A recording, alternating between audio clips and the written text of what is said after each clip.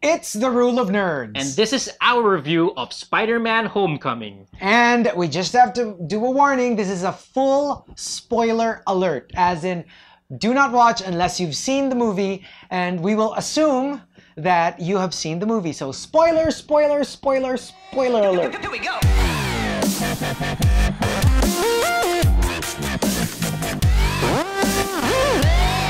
All right, so we're very excited to review Spider-Man Homecoming. Personally, when they announced, the years, all the superhero movies coming out this year, before I saw Thor Ragnarok's trailer, I was most stoked for this one. Surprisingly more than like, Wonder Woman or Justice League For some reason, I was very excited based on what I saw on Civil War. Yeah. And for me, one of my most favorite parts of Civil War was the whole brand new dynamic between Spider-Man and Tony Stark. So I was super excited for this. So here it is. Okay, so Spider-Man Homecoming, it's a collaboration between Sony Pictures and a rival studio, Yes. Marvel, in a very interesting deal that they did. A dream come true. Yes. So it's directed by John Watts, and it stars Tom Holland, who, like we said, we've seen before in Spider-Man Homecoming. It also stars... Civil War. Yeah, Civil War. Yeah. Yeah, Captain America Civil War. And it also stars Marissa Tomei, Right? Robert Downey Jr., Jon Favreau. Yes. And some Michael newer Keaton. names. Michael Keaton. And also some newer names like Jacob Batalon, who's Filipino. Yeah. Zendaya. Zendaya and Laura Herring. Yes. Donald Glover. And so, what do you think? What are your thoughts about the movie in general? Okay, so it's nothing like any Spider-Man movie that we have seen. All props to the versions of Tobey Maguire and Andrew Garfield, but this is a Spider-Man movie that doesn't feel like it's, no offense to fans of the first Spider-Man, but like no others, not just a Spider-Man movie. And for me, there's a lot of talk about how Tobey Maguire was the better Peter Parker, but Andrew Garfield was the better Spider-Man. But for me, Tom Holland is Spider-Man. He is Peter Parker, he is Spider-Man, he is everything. For me, he's perfect. I cannot think of anyone who could have played Spider-Man / Peter Parker better than Tom Holland. Yeah, I have to agree. One thing you really love about Tom Holland is he really nails that awkward teenage dork kind of role. Despite how charming he is, despite his movie star good looks, it's believable. He can play awkward really, really well. And he does that, gabby, talkative Spider-Man without being annoying. Yeah. When first scene that came out where he's a little bit like frenetic, he's a little bit super hyper, I was like, this could get really annoying soon, but no, trust us, it's pitch perfect. His portrayal of awkward, yet he knows he's handsome, and he does it perfectly. The balancing act between how could somebody who actually looks good be a nerd, be a loser, and a winner at the same time. He got that mixture perfectly. Yeah, and actually the chemistry that he has with the rest of the cast, I think, is really amazing. Yeah. I mean, you've seen in the trailers how well he plays off of Jacob Batalon, who plays his best friend Ned. Yes. But everyone he interacts with, whether it's with Laura Herring's Liz, who is his love interest in the first movie, whether it's with Robert Downey Jr. as a father figure, with Happy Hogan, with Aunt May, anyone that he interacts with, he just has this chemistry with them. Even with just Karen, the voice it's pretty much his spider suit's version of Jarvis. It's like it's Spider-Man's version of Tony and Jarvis. Because the suit is Stark Tech. So there's similarities. It kind of sometimes feels like he's in an Iron Man suit, but he strikes up a great chemistry with Karen. Do you know who voiced Karen? Who is it? It's Jennifer Connelly. Oh wow! Okay. which makes perfect sense because aside from just the superhero movie, this was also a kind of a homage to those old John Hughes teen movies from the 80s, which of course, that was the era where Jennifer Connelly also was kind of popular. And that's true. Actually, that's one of the aspects that makes this movie incredible, because it's like two movies in one. Yes. You have a superhero movie, which we all expect, but you also have a teenage coming of age film that is Exactly. as formidable as the superhero movie. I mean, you can't say that it's like the calm to support the big action scenes. No, I would say that the characterizations during the high school drama scenes is just as important to the narrative as the big action scenes. And how amazing is that? It's like getting two movies in one. Yeah, it does not diminish at all like how important his like if you watch the movie, and like we said, it's a high school coming of age movie. You can expect the usual story beats that you're gonna hit in a high school movie. Yes. There's an out of town trip. There's a dance. So all the normal. There's a party early on Yes. in the movie. So there's a lot of things that you're going to see in a normal high school movie. But despite the fact that there's so much more going on in his life as a superhero, it does not diminish those little things. When he gets bullied by Right. Flash, they play it off as important. When he has a moment with Liz, they play it off as important. And I think that that juxtaposition that they do is so perfect. Like, I remember when we were walking out of our screening, I was telling you about this scene where he comes from a conversation, and you can hear the music turn ominous. Yeah. And then suddenly he walks into the school for the dance, and then suddenly the music changes into Something very 80s dance Very John music. Hughes. Yeah, very John Yeah. Hughes. And just coming from one scene to another, it's just so perfect the way it transitions, because you're watching those two separate movies come together in that one one scene. scene, moving, transitioning smoothly. How I would describe it is that Peter getting the girl, you're about as emotionally invested in that as you are in Peter defeating the vulture. Yes. Yeah. One is not greater than the other. You have you're emotionally invested in the characters, and in this age of wham bam thank you ma'am movies, where it's all about the CGI, it's all about the action movies, it's Yeah. all about the big set pieces. Yeah. To be able to create such vivid characters that you care for is a great feat in itself. Yeah, and I think perfectly that example you just said, uh, getting the girl and defeating the vulture, they actually find a way. I don't know how spoilery we want to get with this, but they actually find a way to tie those two story threads together. Exactly. And then I love how the movie got such a big backlash when the two posters came out, where it was like, what is that poster? Yeah. You had practically more Iron Man than you had Spider-Man, and a lot of people were saying, oh my goodness, this is going to be an Iron Man part 4. Yeah. But what I love about this movie is that Iron Man plays a significant role, but not too much that he takes away the movie away from Spider-Man. Yeah.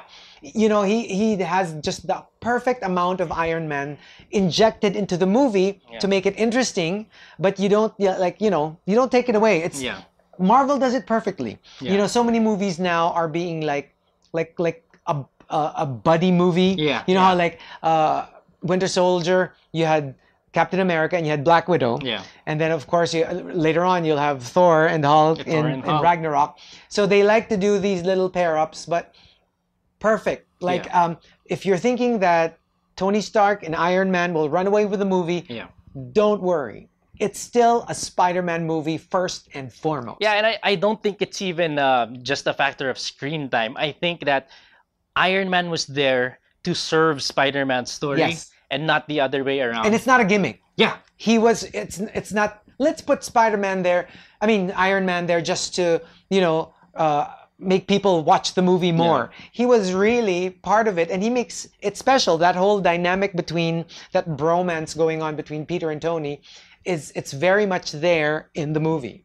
Now, I also love how this movie had it's investing in a lot of future payoffs. Yes. It's not putting everything out there in movie number one. But at the same time, you don't feel like, you know how like there are a lot of talk about how a lot of the movies now, the Marvel movies, are basically can't stand alone because it's you know, okay, let's put this movie here in service of the greater Thanos narrative. Yeah. But this one, it's like it's great, a movie on its own, but it gives you just enough future payoffs that you will be looking forward to. Like, for example, you know, what happens to the Vulture at the end of the movie? You're like, okay, what happens next to Liz Toombs? You know, obviously, it will be revisited in somewhat in the future. MJ, you know, she gets revealed at the end, but just as the movie is ending. So you're like, what is up with that? So what will happen next? And I think another great example of that is his visit to the Avengers compound. Yes. They're already teasing it. We know he's going to join the Avengers, at least for Infinity War. That's right. But we also know that maybe beyond that, I think that Tom Holland's deal is only for 6 movies. Yeah, 5 or 6. 6 movies for on contract, but only 5 with the MCU. We've already used up Civil War and Spider-Man Homecoming. And the 2 Infinity Wars. Then we're gonna, the 2 Avengers movies coming up. And then he's going to have at least one more. Yeah. The Spider-Man sequel, which they've said is going to be the first movie, the first MCU movie coming out of Avengers 4. Yeah. So it's going to be interesting to see how important he plays into that next narrative. Because we've heard this before. Kevin Feige has been saying that coming out of Avengers 4, which is the conclusion of the Thanos arc, we might not be calling that next phase 4. Yeah. It might be the start of a whole new MCU again.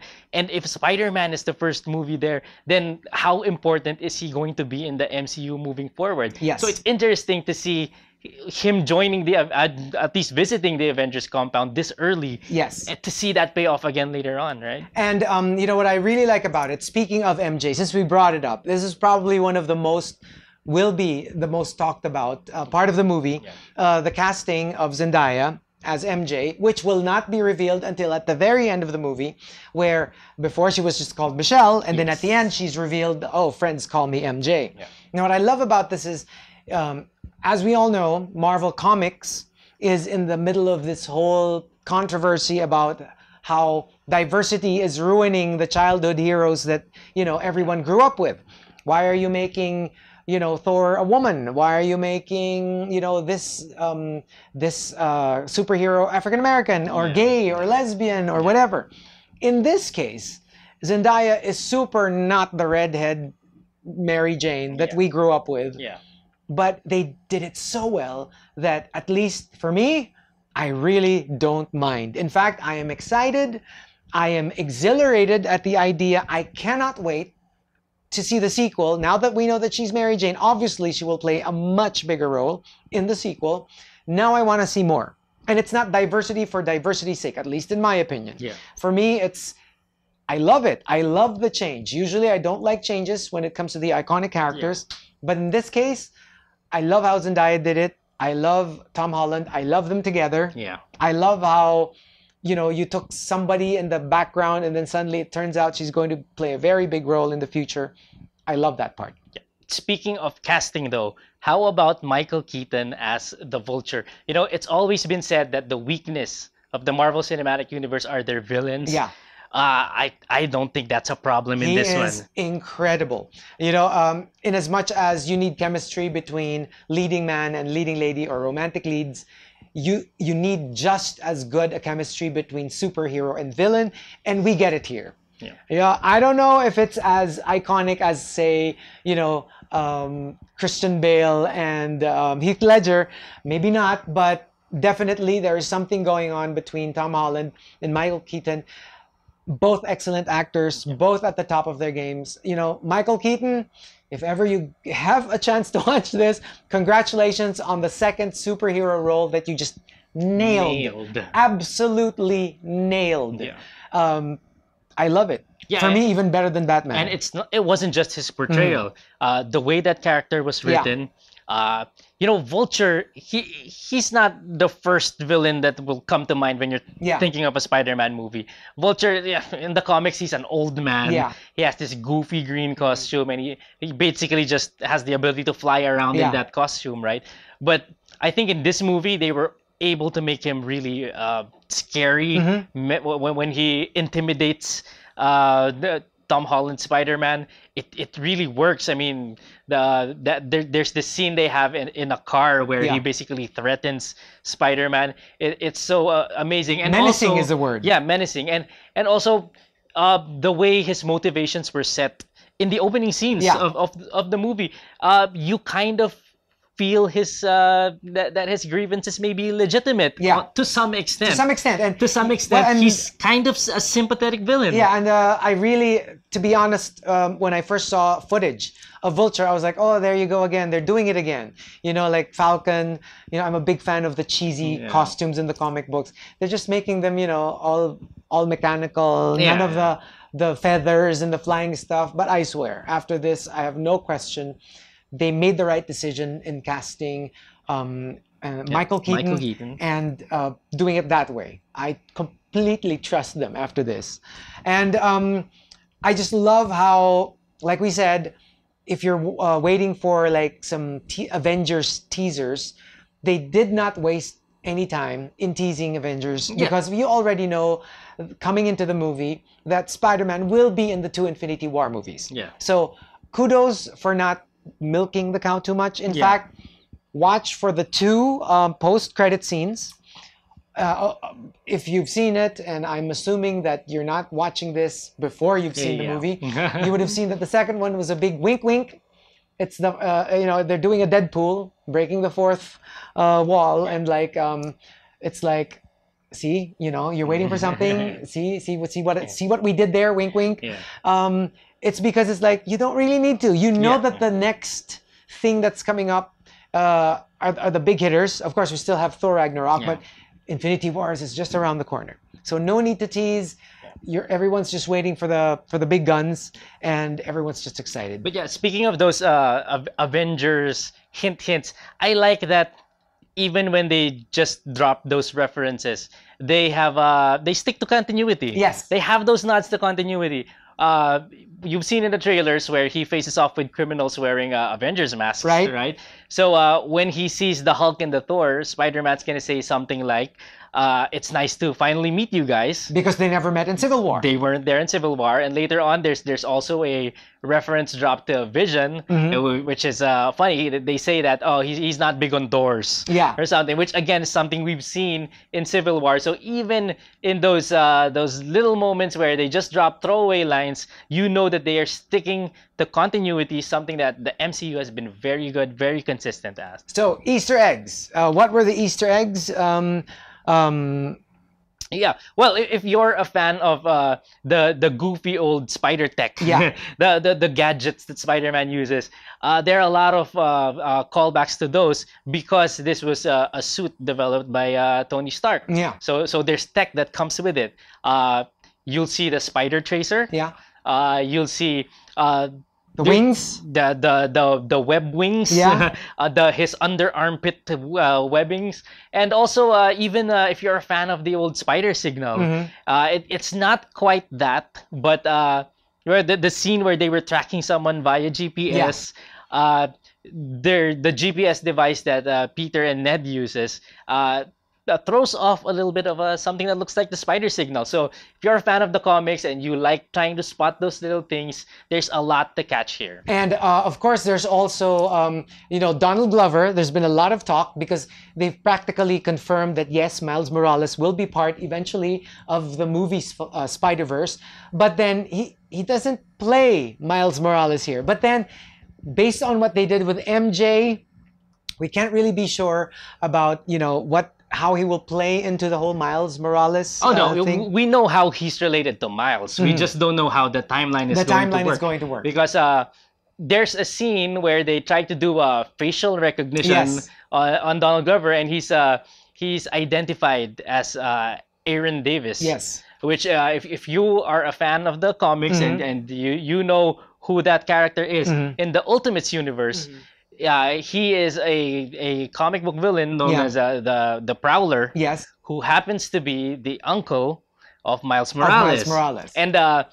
And you know So that there it- goes the rumors and yeah. of him And playing it actually it. confirms the fan theories, the long fan theories that he was gonna be playing the Prowler, and he even makes a specific nod to that, making a reference to I have a nephew in that area Yes. during one scene. So there's already been a reference to Miles. We just don't know how young Miles is at this point. Yeah. And if he is going to be part of this universe moving forward, we don't know when that's gonna happen because even Peter's young at this point. Yes. He's 15. 15. He's 15 at this point. So And he's the youngest Peter Parker we've had so far. yeah, Yeah. both the character and the actor.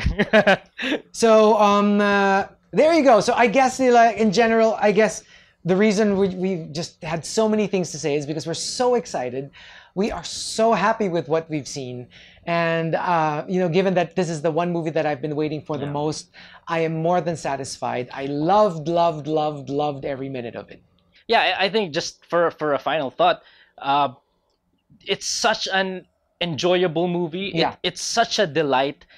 If there's one knock against it, I think that maybe it's not as socially or culturally important as Wonder Woman was. Yeah. Uh, It's just a really well-made movie. yes, exactly. Yeah. And I think that if you compare Spider-Man to something like Wonder Woman or even Logan earlier Yeah. this year, you know that okay, it's not as heavy. It doesn't tackle as important issues and meta issues Yeah. in the case of Wonder Woman, True. right? But I think that you just come out so satisfied Yes. when you step out of the movie theater. You knew that you had like 2 hours of just plain fun Yes. and just a good movie. That's right. So, it didn't shake, the MCU, but I swear, it's like if you are looking for a great, I'm not even saying good, but a great superhero movie, Spider-Man Homecoming is definitely one of them. Yeah, and not even superhero movie. If you just want a good movie, Yeah. a good coming of age movie, a Two good movies. high school movie. Yeah. Actually, you get It's like two movies in one. one. All right, so there you go. Tell us what you think. How did you like it? Did you see other Easter eggs that we might have missed?